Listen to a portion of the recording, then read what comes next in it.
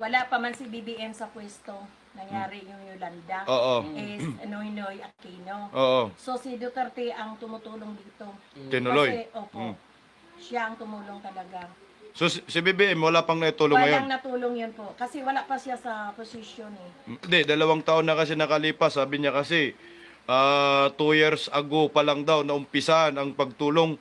Meron ba siyang nautulong Ay, talaga? hindi. Wala sir. Kasi 18 years na ang Yolanda eh. Paano siya makatulong? ano po masasabi ninyo, ma'am, doon sa sinabi niya na wala daw nagawa o proyekto si former President Rodrigo Duterte dito sa Tacloban? Wala daw nagawa. Totoo ba wala nagawa? Para naman ginagawa niya kita yung tanga, ang mga taong bayan hindi nakakita sa mga ginagawa. Sasabihan tayo ng ganyan. So, hindi siya maganda talaga. Dapat magsalita siya ng tatapat at totoo. Kasi, hindi man pwede sasabihin niya yon kasi alam na mga tao kung anong ginagawa ni Duterte. Oh, syempre, babalik sa kanya. Nakakahiya siya. Bakit magsabi siya ng ganyan? Ito na, Taclobanon faithful against bastos and blasphemous rallies, according to Mayor Romualdez. For the record, when I was interviewed by Jerry Baca yesterday, I never mentioned bastos ang presidente. Hindi po. Kaibigan ko si Presidente Duterte, lahat ng pamilya niya dyan, kaibigan ko. Hindi ako magsasalita na bastos kayo. Hindi po. Ako, lahat ginagawa namin para maging maayos ang relasyon ninyo ng presidente namin. Ayaw namin talaga ng away. Kaya nakikiusap naman ako, nandyan yung anak niyo po, Vice President. Anytime tumawag yan kay Presidente, kakausapin yan. Kung merong gusto kayong ipaabot nyo doon. Pangalawa po, yung anak nyo po, si Congressman Duterte, o pwede siya mag-privilege speech sa Congress, pwede naman niya ilabas yung mga issue niya. Yung mga issue naman nila, doon na lang i-discuss sa Congress. So we have a democratic process. So ayaw ng mga taga-Tacloban yung bastos at yung mapagmura na rally. Oh, so ayaw nila kay Duterte. Kaya pala hindi natuloy ang maisog rally sa Tacloban. Sabi ni Mayor Romualdez, hindi ako ang nagsabi. Si Mayor Romualdez ang nagsabi na ang mga taga-Tacloban ayaw sa mga bastos at yung mapagmura sa rally. Basahin ko ha. The Taclobanon faithful would rather daw mag-celebrate sila ng fiesta kaysa i-welcome nila yung mga mapagmura at bastos na mga rallyista. Tacloban City Mayor Alfred S. Romualdez said maisog rallies led by former Rodrigo Roa Duterte should focus on the issues as their protest would not even solve pressing issues. Dapat sana daw si Duterte ay dapat mag-focus siya sa issue ng Pilipinas kasi yung rally nila hindi nakakatulong sa pagbigay ng solusyon sa mga problema ng ating bansa. Hoy, yan ang sabi ni Mayor Alfred S. Romualdez. Sabi pa dito, they're celebrating the feast day of Santo Niño. Maraming reliyoso daw. Natatakot din ang mga tao dito. May pagmumura, hindi maganda ang mga sinasabi. Di naman nila gusto yun. Ayaw pala mga taga-Tacloban, yung bastos daw, yung pagmura, kasi mga relihiyoso pala ang mga taga-Tacloban. Hala, ganon? Naku po, sabi-sabi pa ng iba, pag relihiyoso daw, mas sobra pang mapagmura. Mas marami pa mga tinatagong sekreto sa buhay. Sabi mga iba, mas mabuti pa daw itong hindi mahilig magsimba kasi alam kung ano ang kasalanan. Kasi itong mga feeling relihiyoso, ay nako, sa loob ng simbahan, parang anghel. Sa labas ng simbahan, doon tumutubo ang sungay. Sabi ng mga kapitbahay ko dito yun pala ang rason. Ayaw tanggapin na mga taga-Tacloban si Duterte kasi mapagmura. Kasi ang mga taga-Tacloban ay relihiyoso. Ganun pala. Ayaw na ng bastos at mapagmura. Ay, ganun pala. Alfredo Gloria, ganun pala. Yun pala ang rason, kabibig. Kasi ayaw ng mga tao na pupunta si Duterte. Oh, yun pala. Oh, ito pa. Hindi naman sa kalye inayos yan. Pag may problema, nag-uusap naman. Yung anak niyang vice president, edi kausapin ni presidente anytime. Kami mga simpleng tao sa Tacloban, anong magagawa naman po namin? Oy, sabi ni Romualdez, kung may problema daw si Duterte sa gobyerno, ang dapat kausapin niya ay ang anak niyang vice presidente. Oh, dahil daw ang mga tao sa Tacloban, mga simpleng mga tao at ayaw nila ng gulo. Ay, ganun ba?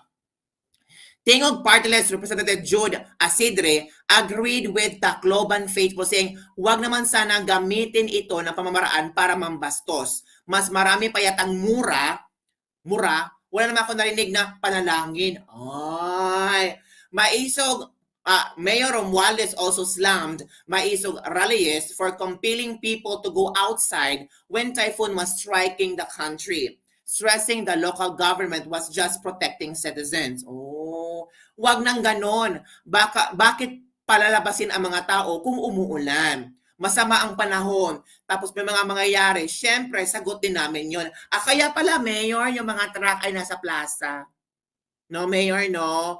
Kaya pala, Mayor, sagot ng local chief executive. So, totoo pala yung lockdown sa Tacloban. Hiling ko lang naman sa kanila dito sa Tacloban, sa Saganang Yolanda, natapos ang Yolanda, discourage talaga namin ang rally-rally. Wala namang wow! I-discourage na pala ang rally sa Tacloban. Hala, bawal. Bawal na pala. Discourage siya. Gidiscourage na daw ang rally-rally sa Tacloban. Oh, sabi ni Mayor. Pero nung kasagsagan ng Yolanda, sino bang unang dumating? Si Duterte. Sino ba nagpatayo ng 160,000 houses sa Tacloban? At sa Yolanda victims? Si Duterte. Kaya nga sabi ng iba, walang mga utang na loob. Ngayon, iniwan niyo si Duterte sa ere. Hindi niyo pinatuloy si Duterte sa Tacloban. Kasi ayaw niyo ng bastos. Ayaw niyo ng mapagmura. Anong klaseng kokak na pag-uutak meron kayo? Diba? Ang plastic ng mayroong Tacloban, sabi ni Vilma. Takot lang kayo sa maisog. O, tingnan natin ha. Tingnan natin. Kasi sabi nila, discourage nila yung rally-rally sa Tacloban. Sabi ng local chief. Dito, the mayor also refuted the former president's absurd claim that the local government was restricting flights to Tacloban to stop various. Yung airport po namin under repair, kaya walang lumilipad sa gabi. Kaya punong-puno yan sa araw. Pagdating ng Mayo, pagdating ng June, marami talaga ang pisa dito. Talagang mataas ang pamasahe. Mahirap mag-book ng flight. Ay, dahil sa fiesta pa lang. Dahil sa fiesta, tumaas ang flight fare sa Tacloban. Kasi marami daw ang fiesta sa Tacloban, kaya tumaas ang ticket na presyo. Ay, ganun pala, no? Ganun pala. So, it means, so mahal pala ang ticket pag may fiesta. Anong klaseng reasoning? Anong klaseng critical learning skills? Ano ba? Hello, amazing! Diba? Anong klaseng reasoning yung kabibig? Unang reason nila, ang mga tao sa Tacloban, relihiyoso. Unang reason nila ang mga tao sa Tacloban, dinidiscourage nila magkaroon ng rally, it's because nangyari na yung Yolanda, nung kasagasagan ng Yolanda, discouraged daw. Pangatlong rason, sabi nila na ayaw makinig ang mga tao sa bastos at mapagmurang tao. Ang dami na ng rason. Next, mahal ang presyo ng airline ticket papuntang Tacloban kasi maraming piyesta. Oh, wow! Di kayo na. Ganun pala, no? Hala, no? Ngayon na ako Ngayon ako nakarinig ng mga rason ba na wala dito, wala doon. 'Di ba? Anong nangyari dyan, Alfred R? Natakot din na di mabigyan ng pabor at pera sa taong bayan. Makarma sana kayo. From Annabel Acosta. Walang utang na loob yung Romualdez na numero ng bastos. Din kasi walang utang na loob. From Ray Osarbel. Ganun talaga mga kabibig. Kung sino yung hindi nakaupo ngayon, siya naman talaga ang, for example, si Duterte hindi na nakaupo, ang anak na niya nakaupo. Natural, wala ng power si Pangulong Duterte. Diba? So natural, hindi na nila irespetuhin. Diba? Kung, for example, naging presidente pa yan si Duterte, tapos gustong mag-rally, ay, welcome na welcome. Edi wow, kaya kayo na, ang sabi ni Yana Vergara. Good evening, kabibig, from Mary Grace Patricio. Sa Negros, ang tawag sa ibon na kogon, kokok. Diba? So yun mga kabibig, yun ang rason ng mayor. O ha? Hindi ko yun rason, hindi ko gawa ang rason na iyon. Ang mayor ang nagsabi. So, ayaw nila ng mga bastos at mapagmurang rally. Wow! Ang perfect naman. At relihiyoso sila. Oh, ganun. Ayoko na. DDS Riyadh TVA, salamat. Hello. O kayo, ano sa tingin nyo? Ano doon sa mga rason ni Mayor na parang na-convince kayo na totoo? Sabi ni Mayor ha, ito yung mga rason ni Mayor ha. Relihiyoso po kami. Pangalawa, ayaw po namin yung bastos at mapagmura na rally. Pangatlo, hindi po namin hinihikayat ang mga taga-Tacloban na mag-attend ng rally. Dinidiscourage po namin yan. Pang-apat, mahal po ang airplane ticket kasi po maraming fiesta sa amin. Grabe naman! Ganon ba ngayon? Pag maraming fiesta, mahal ang pamasahe. Ganon. Wala, sabi ni Vilma. None of the above from Arlene Regino. Good evening, kabibig. Laban lang, mad naman. Ang mamayan ngayon, Latin magkaisa. Rodski Gonzales, walang utang na loob niyang mayor dyan. Takot sila. So yun ha, naibahagi ko na lang sa inyo ang mga rason ni Mayor. Wala namang masama sa rason ni Mayor, kabibig. Nagsasabi na siya ng katotohanan.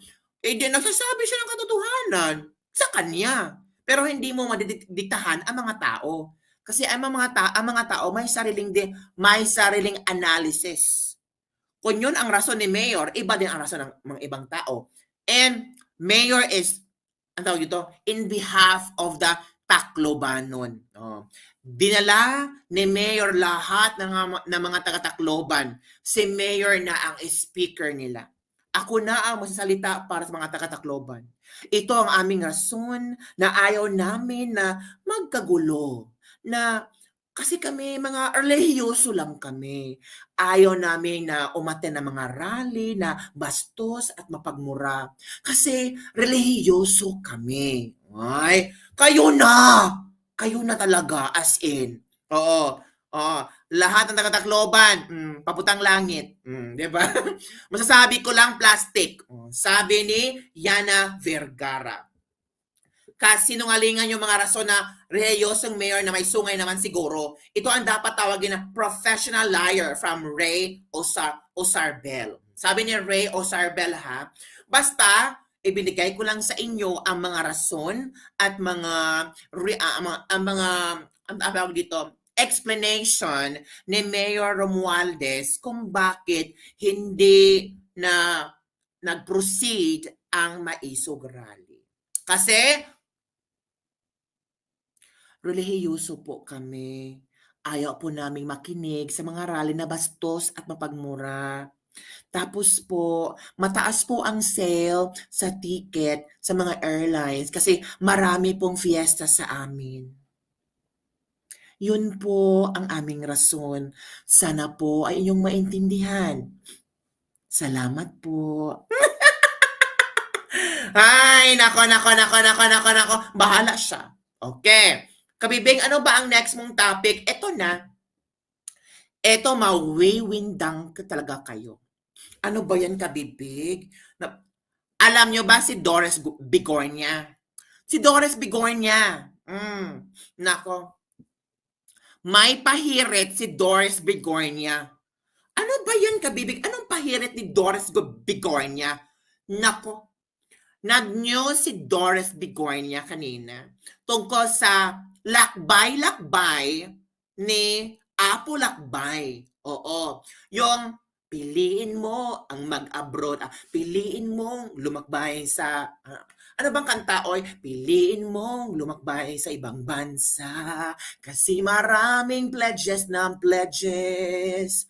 Piliin mo mag-Brunei, Singapore, USA, Japan, Korea, wag lang China. Ayan, banal na aso, santong kabayo, nagbiyabiyahe ako, Brunei, lakbay, Apo, lakbay. Banal na aso, santong bagahe, natatawa kami, koka. Oh, tawang-tawa ka naman kayo.